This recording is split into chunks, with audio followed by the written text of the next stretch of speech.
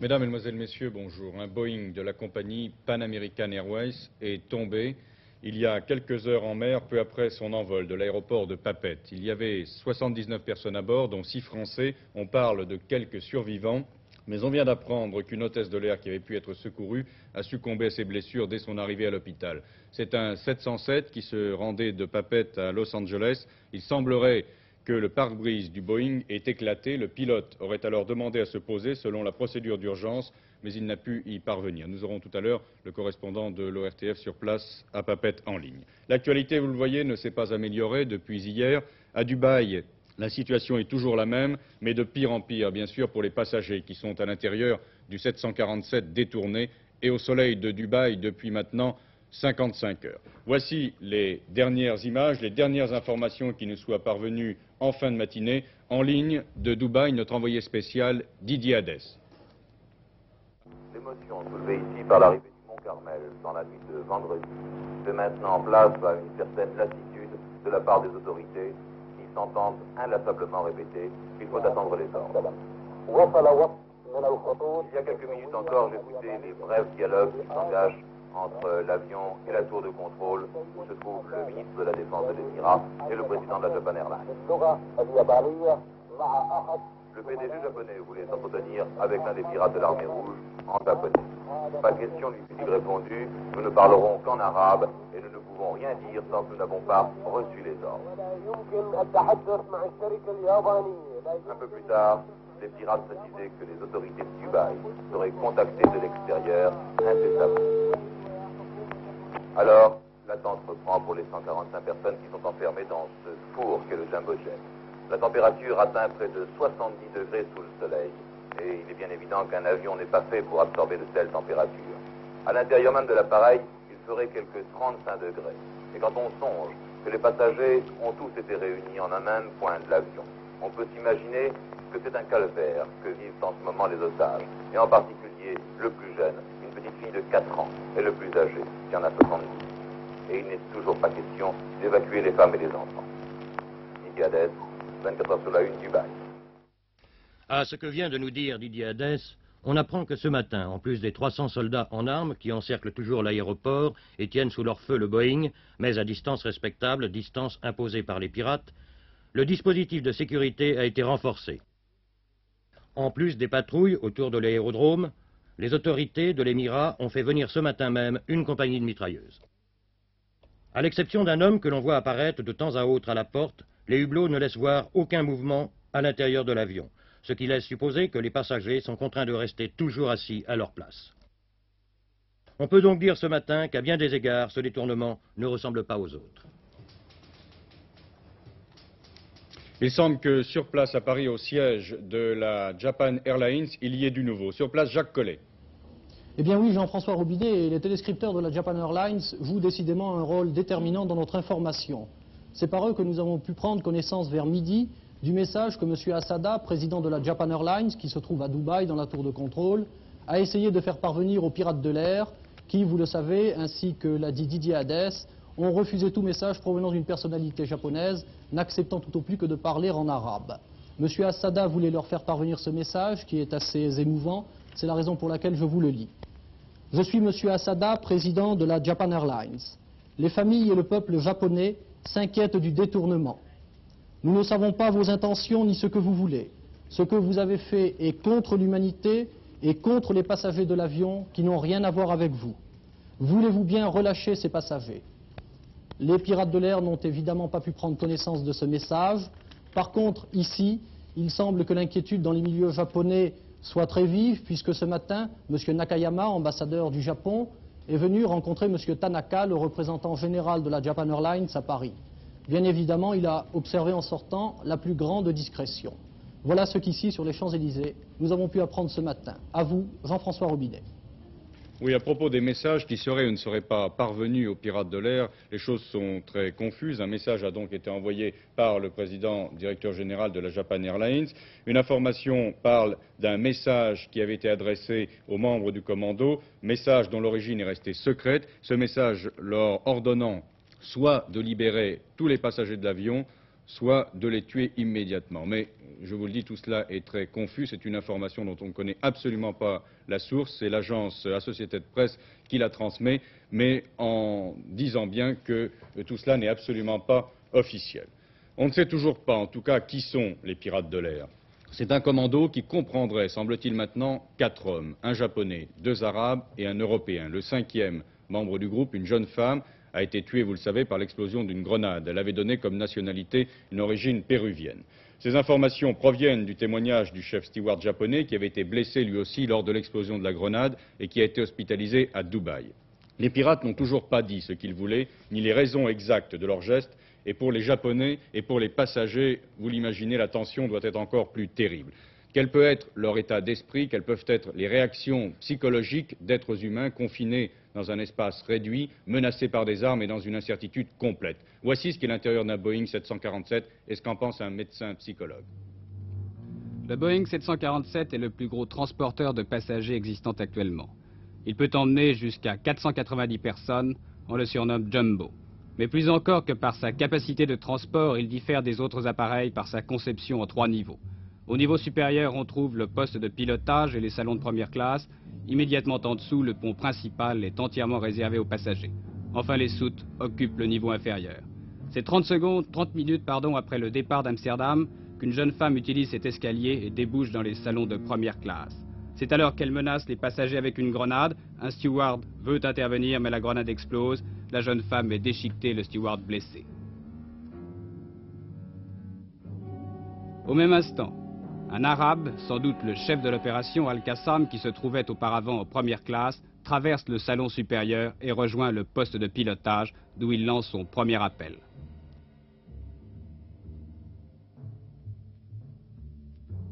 En classe économique, 2 pirates, un Japonais et un Arabe braquent leurs armes sur les passagers et les obligent à se regrouper en queue d'appareil dans cette cabine. Les passagers n'ont pas quitté leur siège depuis maintenant 55 heures. L'avion est immobilisé en plein soleil.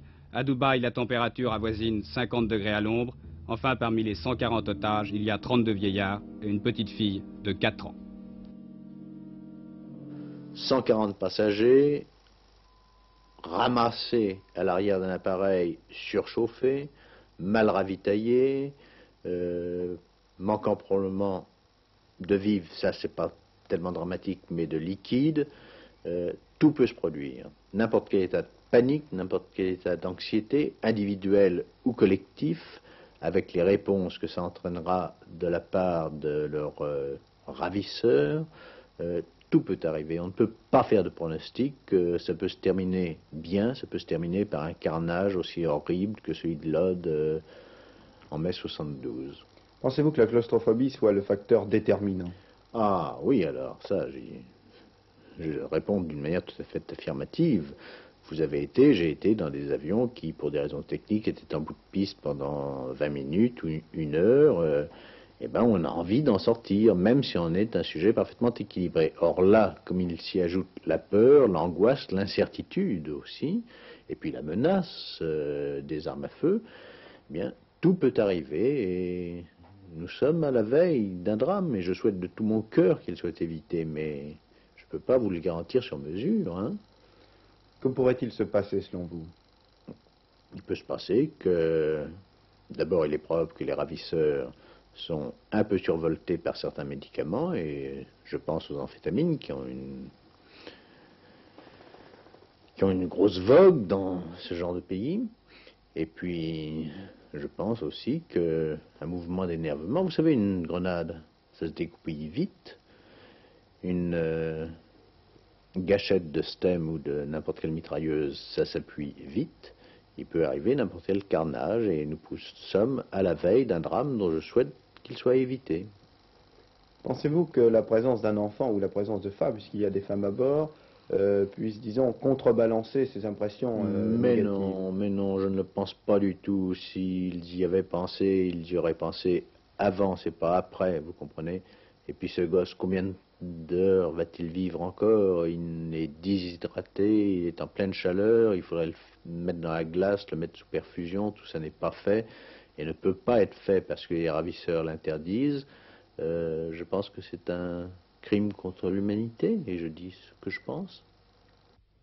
Tout cela est bien pessimiste, mais enfin, on peut quand même espérer que tout cela pourrait se terminer le mieux possible. À propos du message dont je vous parlais tout à l'heure, qu'il aurait été finalement transmis au commando, c'est un message qui aurait une origine d'Allemagne de l'Ouest, mais on ne sait pas exactement ce qu'il contient, je vous le disais.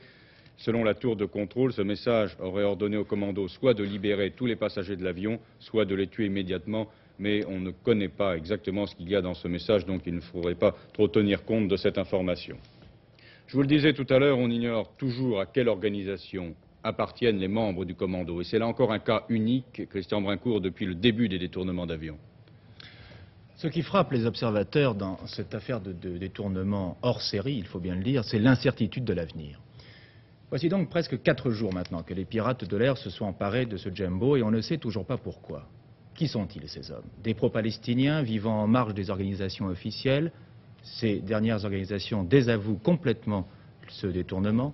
Un commando suicide semblable à celui de l'affaire de l'aéroport de Tel Aviv, peut-être, on peut simplement des gangsters tentant le gros coup et cherchant à tirer le maximum d'argent de cette opération. Mais aucune demande de rançon n'a été demandée. Ce qui est sûr, c'est que ces hommes sont armés de revolvers, de grenades dégoupillées et qu'ils menacent de faire sauter l'avion géant avec ses 140 otages si l'on tente quoi que ce soit pour les neutraliser. De toute façon, les choses ne pourront durer éternellement et il faudra bien un jour que les pirates fassent connaître publiquement leurs exigences. Pour l'instant, le chef présumé, un certain Al-Qassar, se contente toutes les 2 heures de déclarer à la tour de contrôle de Dubaï qu'il attend des ordres de son chef hiérarchique. De quel chef s'agit-il? Personne ne le sait.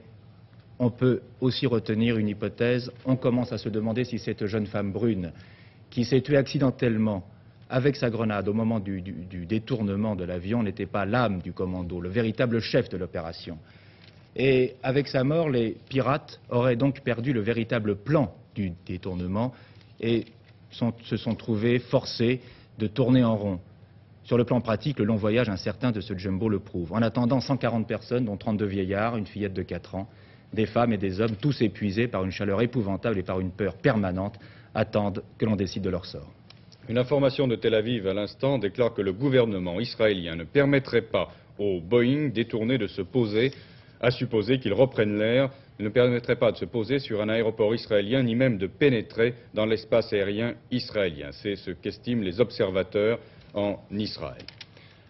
Venons-en maintenant à cet accident, à ce nouvel accident d'avion, un Boeing 707 qui décollait de Papeete et qui est tombé avec 79 passagers, dont 6 Français. Il est tombé en mer. Nous avons maintenant en ligne de Papeete le correspondant de l'ORTF, Jean Suaz.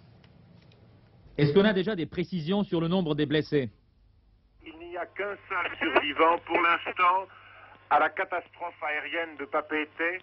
Il s'agit d'un anglo-saxon, c'est en tout cas ce que nous a déclaré le directeur du service de santé, qui, avec une équipe de médecins, essaie de sortir ce blessé de la situation dans laquelle il est.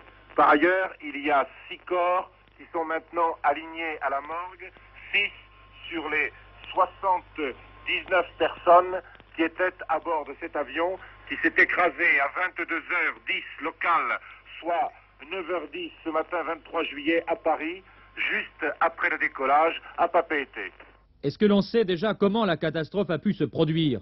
Non, ce que l'on sait, c'est que beaucoup de personnes qui se trouvent dans les rues et qui se trouvent près de l'aéroport, car c'est la fête à Papeete, c'est le dernier jour des fêtes du juillet qui connaissent tous les ans un succès extraordinaire, ce public a regardé partir l'avion et tout de suite on s'est aperçu qu'après avoir décollé, il a viré à 90 degrés et un peu plus loin, on n'a plus vu une seule lumière et on n'a plus entendu le bruit des réacteurs. Aussitôt l'alerte a été donnée et moins d'une demi-heure après, il y avait déjà 3 remorqueurs et 2 pousseurs de la Marine nationale sur les lieux.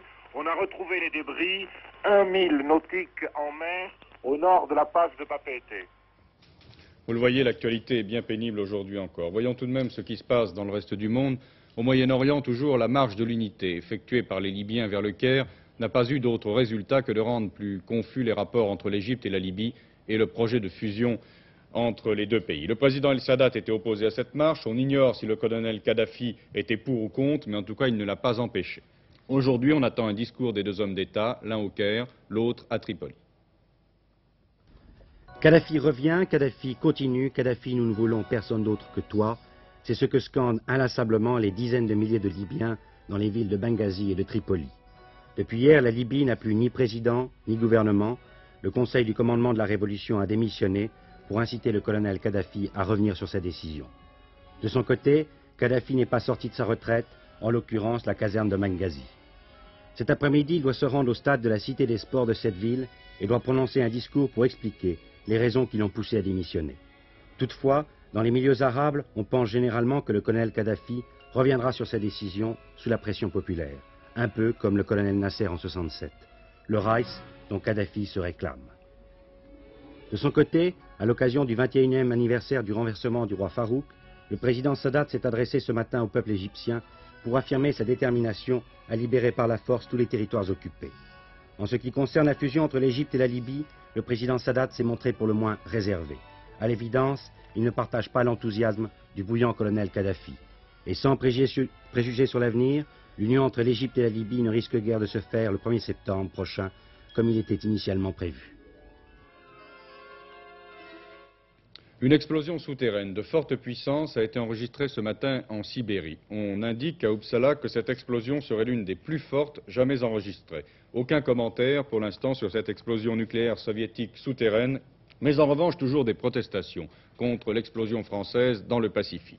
Le Premier ministre de Nouvelle-Zélande a adressé un message de protestation au président Pompidou. Le gouvernement japonais fait également part de sa désapprobation, ainsi que les gouvernements du Pérou, d'Argentine, du Canada et de Suède. À Mururoa, M. Achille Fould, secrétaire d'État aux armées, s'est refusé à donner des précisions sur la puissance de la bombe. J'ai assisté, a-t-il dit, au premier tir de la campagne nucléaire française 1973. L'explosion s'est déroulée de façon plutôt plus favorable que les prévisions. M. Achille Fould n'a pas voulu préciser si et quand d'autres tirs seraient effectués. À Copenhague, ce matin, les ministres des Affaires étrangères des 9 devaient parler justement des problèmes de défense de l'Europe, mais on précise qu'ils ne devaient pas aborder cette question de la bombe française. Ils sont en fait réunis pour parler des rapports avec les États-Unis, et tout à l'heure, ils doivent reprendre l'avion pour Bruxelles afin d'aborder ce problème sous un autre angle, celui des relations économiques et commerciales. Nous y reviendrons ce soir dans notre journal.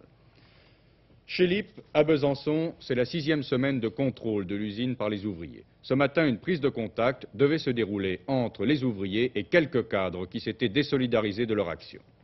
Maître, en publiant ce communiqué un dimanche, vous avez voulu sans doute rappeler vos responsabilités qui vous avaient été confiées par le tribunal de commerce. Bien entendu, car il semblait qu'on les avait un peu perdus de vue. On, ce sont les représentants du personnel? Oh, je ne pense pas. Je pense que les représentants du personnel savaient qu'elle demeurait posée. Il ne peut d'ailleurs pas en être autrement. Et cela ne peut pas faire, absolument pas faire, l'objet d'une négociation? Ah, c'est pas possible. C'est absolument impossible. Ce sont des conditions qui sont dictées par les dispositions légales. Moi, je n'ai absolument aucune marge d'appréciation. Et si elles sont rejetées par le personnel? Je ferai rapport au tribunal de commerce, je ne peux rien faire d'autre. Mais vous continuerez à exercer vos fonctions de syndic? Bien sûr, bien sûr. La liquidation des biens est prononcée, la procédure se poursuit. Je ne sais d'ailleurs pas comment le problème pourrait être réglé. A-t-il déjà été répondu au triple préalable de Maître Jacot? Non, ce préalable n'a jamais été formulé officiellement au personnel LIP, donc il ne peut pas y être répondu. Est-il inacceptable? Oh, il est inacceptable. Nous, ce qui nous intéresse, c'est de discuter, c'est de la solution finale pour laquelle nous nous battons depuis 3 mois. Il y a un problème qui a été soulevé ce matin et qui a déjà été évoqué par l'un des préalables, c'est celui des cadres, de leur réintégration. Est-elle prévue, est-elle possible pour vous? Oh, pour nous, la réintégration des cadres est possible à condition qu'ils rentrent dans la lutte comme nous, qu'ils s'inscrivent dans les commissions et qu'ils travaillent au succès du conflit. La semaine prochaine, c'est-à-dire le 31, doit intervenir théoriquement la reprise du travail. Est-ce que ça pourra avoir lieu? Oh, ça nous paraît à première vue exclu. En bref, dans l'actualité, il faut noter aussi que le Saint-Siège vient de reconnaître de fait la République démocratique allemande. Le Vatican a en effet nommé 3 administrateurs apostoliques en RDA. Paul Getty III se serait fait enlever volontairement. C'est une rumeur qui court maintenant à Rome. Le petit-fils du milliardaire américain aurait, dit-on, dans certains milieux, besoin d'argent pour financer la réalisation d'un film. Mais Madame Gal Getty, sa mère, déclare qu'elle ne croit absolument pas à cette version de la disparition de son fils. À Port-au-Prince, capitale de Haïti, un incendie s'est déclaré ce matin dans un dépôt d'armes. Plusieurs explosions ont été entendues dans la ville, mais on ignore pour l'instant l'importance du sinistre que les pompiers s'efforcent de combattre. Le sport, le Tour de France est maintenant terminé. Contentons-nous tout de même de redonner un coup de chapeau à Luis Ocaña, dont nous aurons l'occasion de reparler, et à Bernard Thévenet, qui a bien mérité sa seconde place. Un certain nombre de records nationaux ont été battus hier en championnat de France d'athlétisme.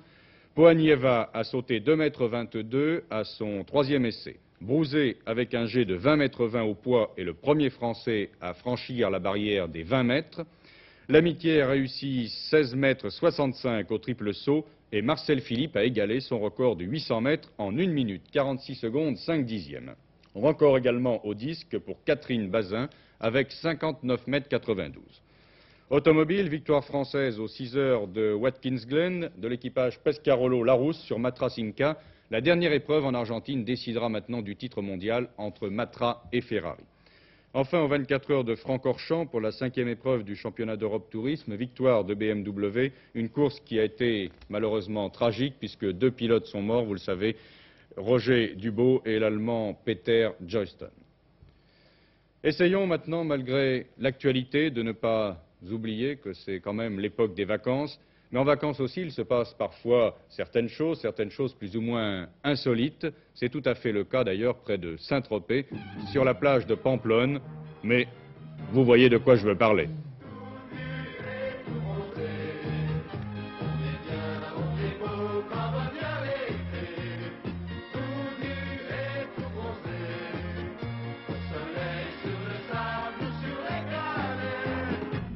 C'est évident que dans la société actuelle que nous vivons, les pouvoirs publics, forcément, sont venus réglementer, et à juste titre d'ailleurs.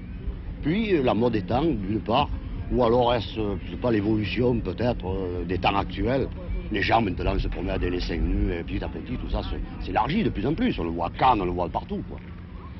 Alors, ça continue. À la suite de ça, il y a quelquefois des petites histoires, comme vous avez entendu parler peut-être. Des pétitions. Voilà, qui fait des pétitions pour rester nu ici ou ailleurs, qui en fait pas, oui, qui en fait pour que tout le monde s'habille. Alors, tout ça demande peut-être une réglementation.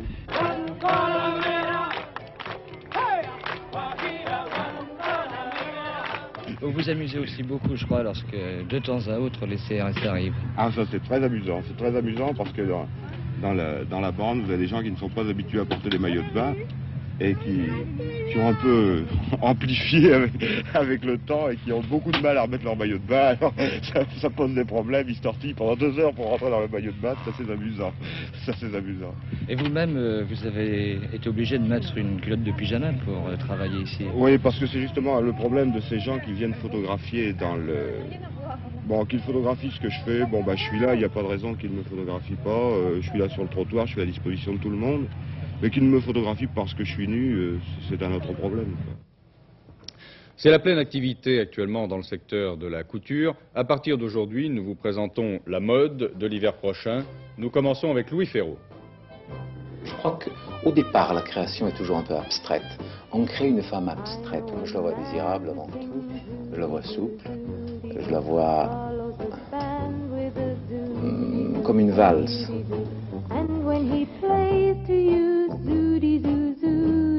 Oui, on a fui le design un peu. On l'a fui dans l'environnement, on l'a fui chez moi et on l'a fui aussi dans la collection. Et en fuyant tout ça, on a trouvé, et je crois, la femme idéale.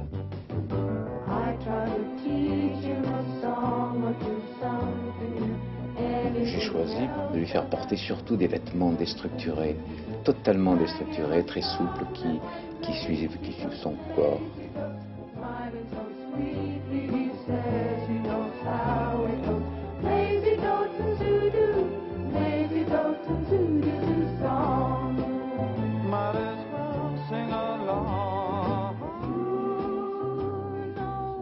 Nous avons choisi mousselines, des crêpes Georgette. Nous avons imprimé des tissus. si elle a envie d'être heureuse, si elle a envie d'être une valse, c'est ce que je vous ai dit, je crois que c'est cette femme que nous souhaitons créer.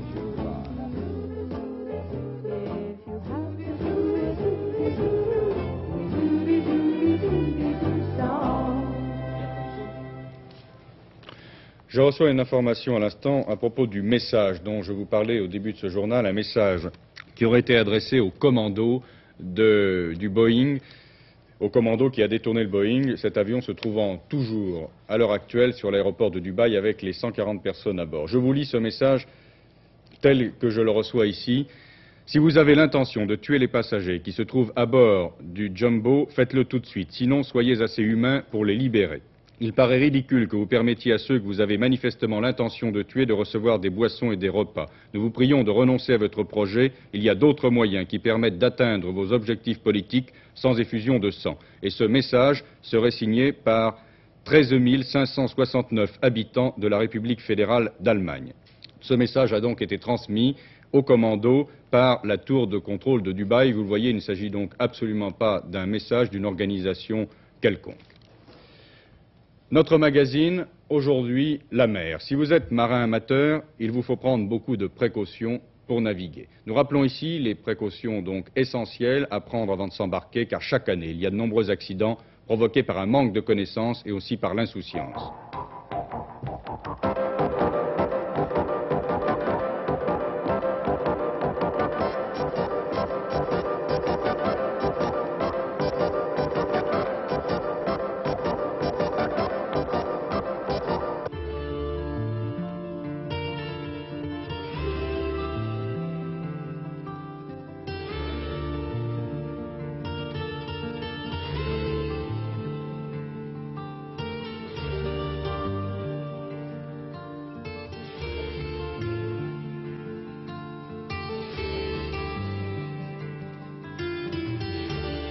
Plaisir ou sport, la voile et la navigation de plaisance apportent tous les ans sur la mer de plus en plus d'adeptes. Malgré l'augmentation rapide de la flotte de plaisance, la moyenne des victimes était chaque année d'une vingtaine de personnes. En 1972, ce chiffre a triplé. Analysé cas par cas, on s'aperçoit que la plupart des accidents ont pour origine une méconnaissance totale de la mer. Très souvent, on largue les amarres avec autant d'insouciance que lorsque l'on part sur l'autoroute. Si l'expédition tourne mal, mais que l'on s'en sorte, on accusera le temps ou le matériel. Pourtant, le responsable se trouve toujours à bord.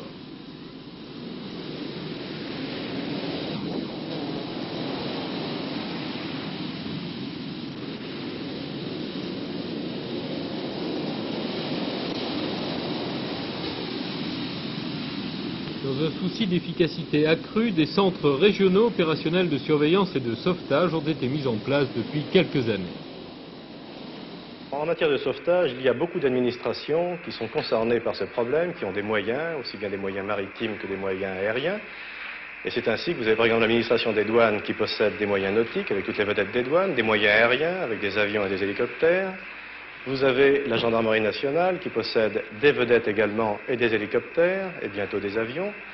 Vous avez la protection civile qui possède des hélicoptères. Vous avez la marine marchande qui possède en propre des vedettes marines marchandes et qui a à sa disposition également la Société nationale de sauvetage en mer qui représente sur toute la côte, si vous voulez, tout le sauvetage côtier au point de vue canot, au point de vue vedette de sauvetage, au point de vue Zodiac.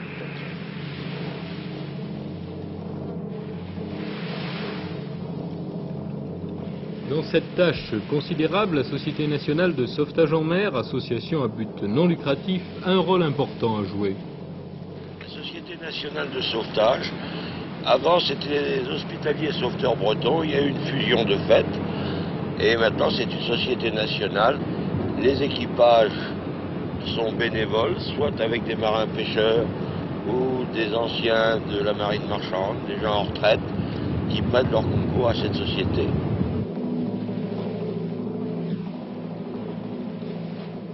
En ce qui concerne la zone côtière, la zone littorale, le découpage se fait suivant 3 zones géographiques, la Méditerranée, l'Atlantique et la Manche. Dans chacune de ces parties, on trouve un centre régional opérationnel de surveillance et de sauvetage, un à Étel pour l'Atlantique, un autre à Toulon, à Lagarde plus exactement pour la Méditerranée, Et enfin, le dernier, à Jobourg, pour la Manche et la mer du Nord.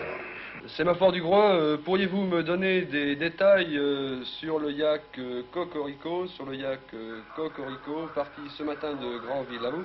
Nous sommes sur écoute constante et dès que le sémaphore nous appelle, un bateau peut-être en avarie de machine ou un pêcheur a pris ses filets dans son hélice, il n'est plus maître de sa manœuvre, donc nous intervenons pour sauver ces gens-là, essayer de les dépanner.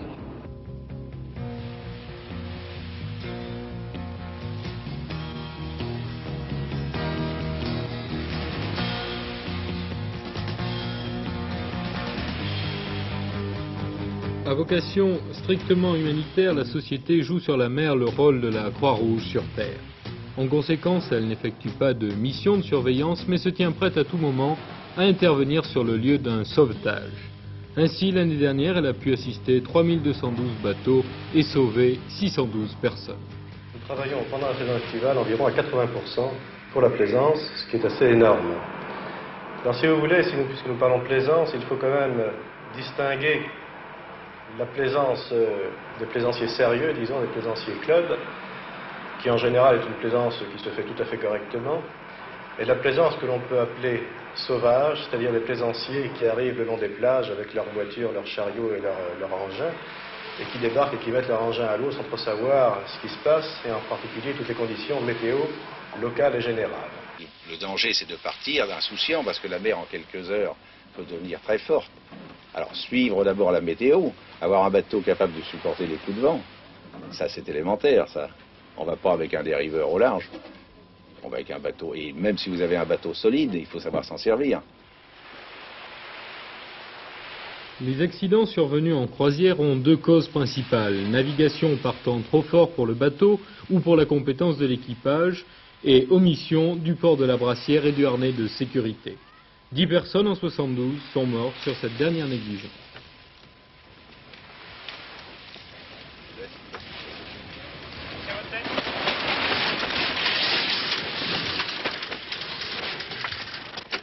Qu'est-ce que tu me vois? Laisse porter, où est-il?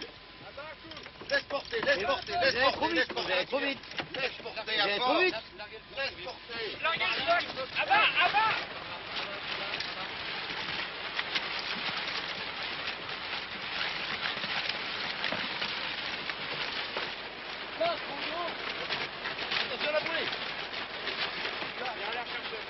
Alors les précautions à prendre pour éviter qu'un homme tombe à la mer sont très simples. Il faut que par gros temps et de nuit, de façon indispensable, on porte son harnais de sécurité. C'est un harnais que vous avez autour du corps, au bout duquel il y a un bout et un crochet. Et vous ne devez effectuer aucune manœuvre sans avoir passé votre crochet autour d'un point fixe quelconque, de façon à ce que si vous tombez à l'eau, immédiatement, vous pouvez remonter à bord grâce à ce harnais de sécurité.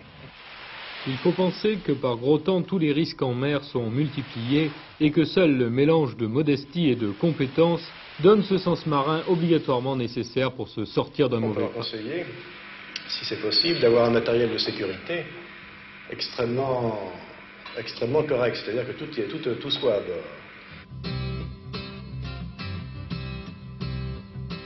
Dans la plaisance, il y a 5 catégories de navigation. Toutes les embarcations, du plus petit canot de pêche au grand yacht de première catégorie, sont obligées d'avoir un certain équipement de sécurité à bord. La 5e catégorie, la plus petite, vous permet de vous éloigner jusqu'à 5 milles d'un abri.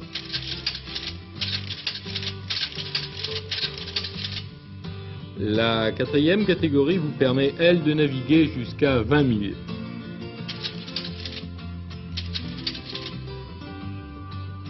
En 3e catégorie, vous pouvez naviguer jusqu'à 100 milles des côtes.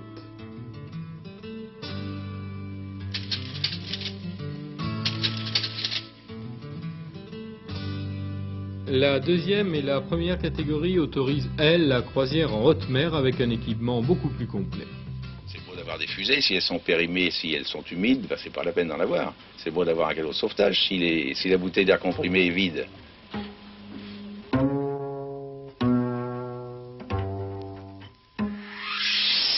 Même un bon équipage peut être victime d'un événement imprévu de la mer. Il est donc nécessaire de connaître à fond les règles de balisage, les signes conventionnels des sémaphores et les règles de priorité.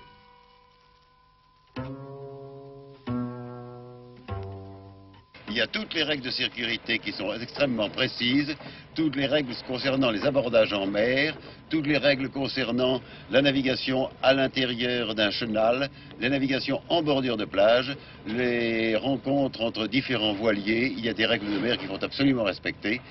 Prévenir, quand on fait une longue traversée, le commandant du port que l'on va quitter, prévenir les affaires maritimes. Il est demandé à tous les bateaux de plaisance de remplir lors de leurs escales dans les différents ports des avis de passage qui permettraient en cas d'accident de retrouver plus facilement la trace du bateau naufragé. Hélas, peu de plaisanciers sacrifient à ces formalités. Si vous voyez un bateau plus gros que vous, ou si vous voyez un cargo, dites-vous bien qu'il ne vous a pas forcément vu, lui, il faut mieux s'en éloigner. Il est évident qu'un bateau de 3e catégorie ne va pas faire déplacer un pétrolier de 200 000 tonnes, même s'il a priorité.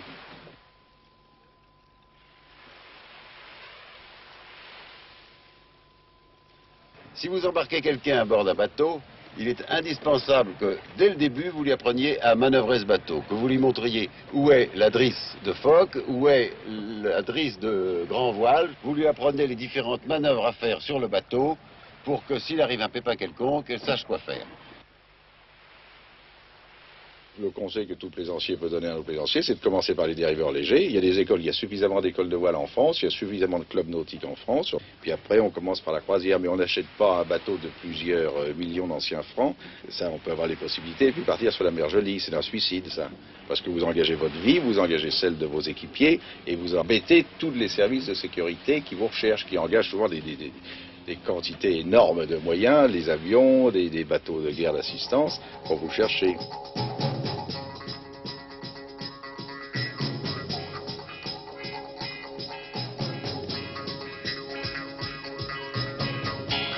Le vrai problème de la sécurité en mer, c'est celui des hommes et de leur formation réelle. Ce qu'il faut, c'est que chacun se sente capable de faire face aux difficultés qu'il accepte de rencontrer, qu'il les évalue à leur juste valeur et ne surestime ni ses capacités, ni celles de son matériel, et qu'il ne les sous-estime pas non plus face à l'épreuve.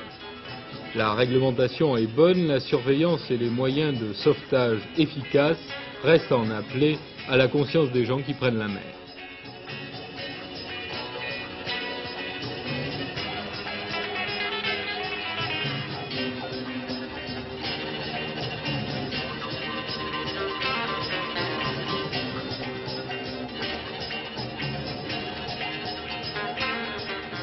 Mariner, comme on dit dans notre jargon de marin, il faut 4 ou 5 saisons avant d'être un bon marin et se méfier toujours, prendre des météos régulièrement, surtout si on fait de la croisière.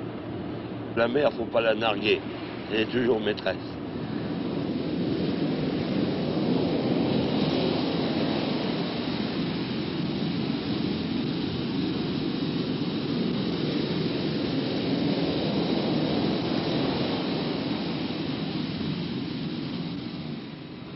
Nous allons maintenant à la Bourse de Paris. Il y a une information intéressante qui est donnée par notre confrère L'Express. Ce matin, dans une interview, M. Giscard d'Estaing aurait dit que les restrictions de change qui existent encore à la sortie de France seront prochainement levées. Quelles sont ces restrictions actuellement, Gérard Vidalange? Eh bien, il y a un contingent, bien entendu, de devises que l'on peut exporter.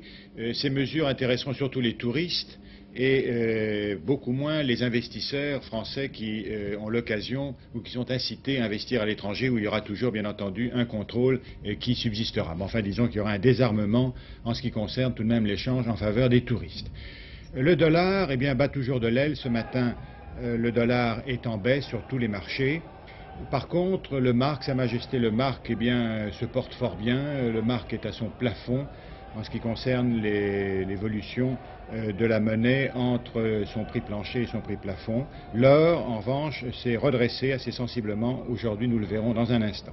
Les valeurs françaises se reprennent un petit peu. Il y a quelques hausses, mais tout de même, le sentiment n'est pas encore bien ferme. Les boursiers sont pratiquement dans le mois d'août, ils ont quitté le mois de juillet. En effet, ils ont maintenant la possibilité, l'occasion d'acheter à crédit pour une nouvelle période d'1 mois. Et c'est demain que les premiers cours en liquidation du mois d'août, comme disent les boursiers, eh bien, pourront s'établir. Vous voyez que Carrefour est en forte hausse à 3 910 et même 3 920. On avait glissé jusqu'à 3 600 francs sur ce titre la semaine dernière. Casino, inchangé, alimentation, en dehors de la forte hausse de Carrefour, il y a tout de même des baisses, comme celle de Le Sieur, mais les Doc Rémois, du côté du secteur des grandes surfaces, est assez bien orienté ce matin, 536. Ce sont des gains qui s'ajoutent à une certaine reprise la semaine dernière. Les chiffres d'affaires très intéressants sont donnés pour le premier semestre, qui confirment tout de même la croissance dans son ensemble de l'industrie française. Poquelin, par exemple, dans le secteur du matériel travaux publics, annonce une augmentation de 35% de ses ventes pour le premier trimestre. Moulinex, une baisse aujourd'hui en raison de ventes probablement d'Angleterre. Les Anglais préfèrent vendre car ils ont un bénéfice de change sur les valeurs françaises. Petrofina, qui avait été la grande vedette depuis quelques semaines, doit subir des prises de bénéfices, 8 francs de moins à 859.